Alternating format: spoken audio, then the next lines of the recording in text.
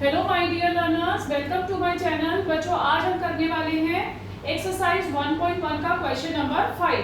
4 तक डिस्कस कर चुके हैं हम अपनी प्रीवियस वीडियो में। प्लीज जाइए, गो थ्रू कीजिए और उसे चेकआउट कीजिए। किसी का कोई भी क्वेश्चन मिस नहीं होना चाहिए बेटा। चैनल को सब्सक्राइब करके रखिए बेल आइकन के साथ। क्वेश्चन नंबर 5 है, चेक वेदर 6 की power n can end with the digit 0 for any natural number n. What is the meaning of this question? कुछ समझ आया? नहीं। अब मैं आपको समझाऊंगी इसका मतलब क्या है। आपको बताना है बेटा कि कोई भी 6 की पावर n कोई भी नंबर है, जैसे कि अगर सपोज टू बी 6 की पावर मैंने ले लिया 2, तो वो क्या होता है 6 6 36, ठीक है।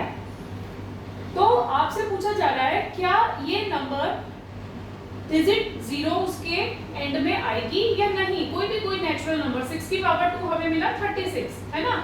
तो क्या इसके एंड में 0 आया? नहीं, लेकिन हमें ये चेक करके बताना है। तो उसके लिए क्या करेंगे हम, 6 की power n can and with 0। 6 की पावर n तभी एंड हो सकती है जब 6 के हमें प्राइम फैक्टर्स मिले 2 और 5। जैसे अगर मैं 6 का एलसीएम लेती हूँ, प्राइम फैक्टराइजेशन से इसके फैक्टर्स निकालती हूँ, तो 2 3 6 एंड 3 1 3। तो मुझे फैक्टर्स क्या मिले 6 के बेटा? 2 और 3। तो कोई भी 6 की पावर n 1 हो या 6 की पावर 2 हो या 3 हो एंड कोई भी नंबर हो, तो वहां पर आपको देखने को ये मिलेगा कि वहां पर 2 और 5 दोनों नहीं होंगे। तो इट मींस आपको जो आंसर मिलेगा वो नो में मिलेगा। अब मैं एक एग्जांपल आपको देती हूँ। जैसे हमारे पास कोई नंबर है 10। अगर मैं 10 के फैक्टर्स करती हूँ बेटा, तो 2 5 10 एंड 5 1 5। तो 10 के आपको क्या फैक्टर्स मिले? 2 into 5। तो 10 की पावर कुछ भी होगी तो हमें एंड में 0 मिलेगा। क्यों? क्योंकि यहाँ पर हमें दोनों फैक्टर्स मिले हैं 2 और 5। इसीलिए मैंने फर्स्ट लाइन आपको क्या लिख के बताई कि 6 की power n can and with 0। तभी वो 0 से एंड हो सकती है जब 2 और 5 both are its prime factors. But 6 में तो है ही नहीं ऐसा।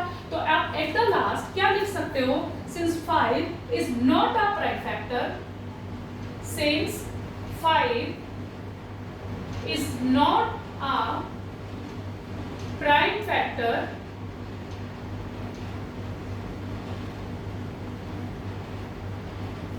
of 6, therefore 6 की power n cannot end with 0, cannot end with 0।